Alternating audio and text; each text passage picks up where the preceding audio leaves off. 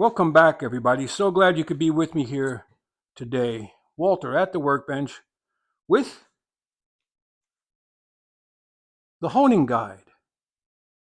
Have you seen one of those? It's basically a copy of the Eclipse honing guide we had many years ago. This one I bought with my own money from Taylor Tools, but you can also buy it from Amazon. I'll leave a link in the description box below. This would be an inexpensive way for someone wanting to initialize their plane blades. In other words, get a 25-degree bevel, straight across, square, flat, perfect. Now, it can take a while to do the initial sharpening, or grinding actually. So I have seen people use these over the years and they only use them on the pull stroke. I've seen people do both front and back.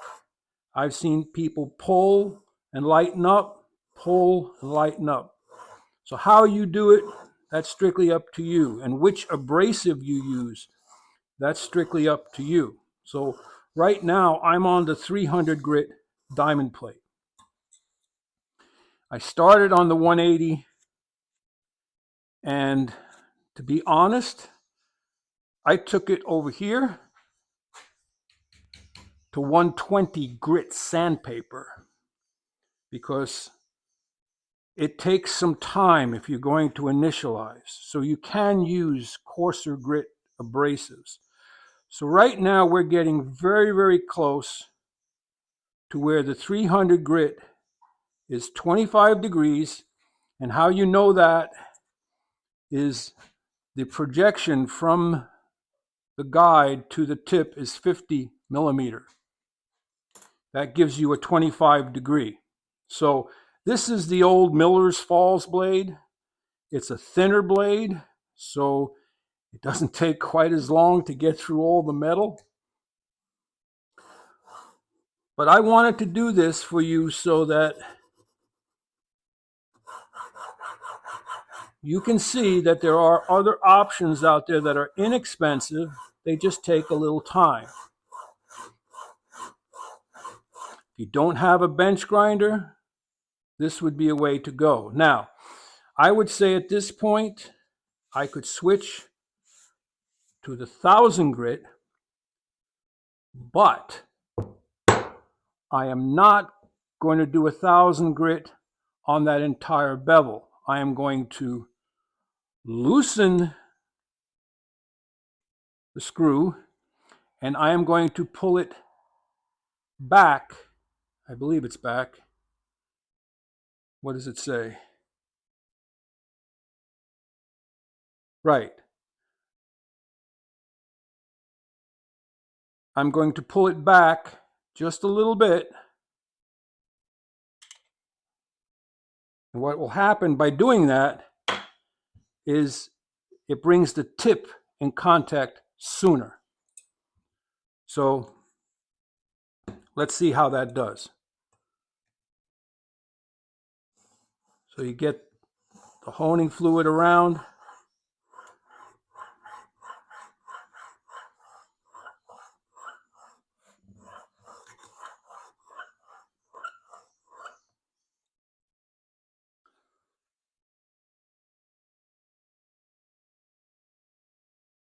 That's right. Okay. So now you'll have your secondary bevel. Your primary will be at 300 and your secondary is at 1000. And now we have a burr back here. All right. So we'll give this just a few more swipes.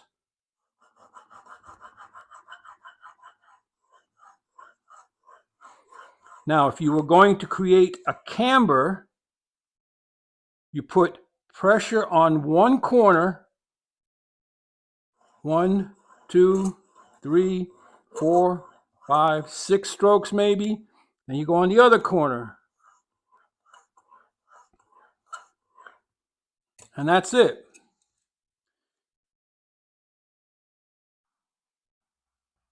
That now has a primary, a secondary, and an ever so slight camber. Could use just a little bit more on this side. And I'll show you. You should be able to see it. Yes, yes you can. Let's see if you can see it on the camera. Can you see how out to the edge it's polished a little down? I hope you can see that. You know, the shinier section is polished down a little. Now, the nice thing about this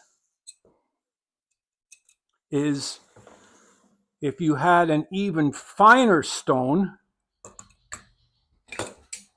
you could go to it with the same setting, or you can also strop with it, but you shouldn't have to. But you can actually use it on your strop. And I'm going one corner to the other, to the middle.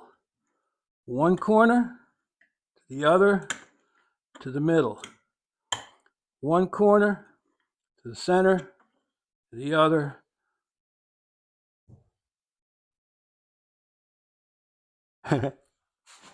Polished. Okay, so now all you would do is take it out of the guide,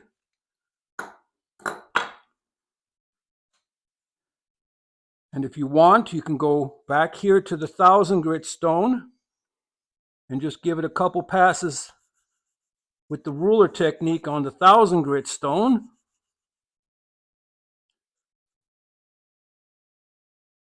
And then take your ruler to your strop and do the same thing.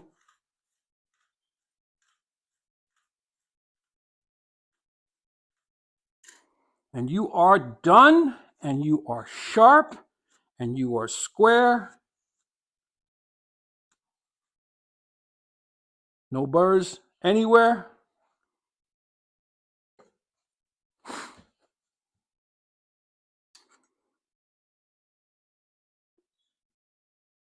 And you are square. So, for those of you looking to keep your blades square, get yourself a honing guide. Set up to the proper projection for the angle you want, 25, 30, whatever. And when you're using it, put even pressure, okay? 2 fingers in the middle, 2 down here. Even pressure. Now, if you go forward and back, that's one thing, but even pressure. And it should remain square. If you put too much pressure to one side, yes, you can take it out of square. Whew. This can come in handy. It's a shame that this blade has those pit marks in the back, because that is sharp, sharp, sharp. But you can never take a proper shaving with it because of the pits. That's about it for today. Head out to your shop. Go see if you have a honing guide, and let me know when you use it. Do you use it every once in a while? Do you use it often? Do you use it only for the final fine finish? Like, subscribe, share. Your good friend Walter.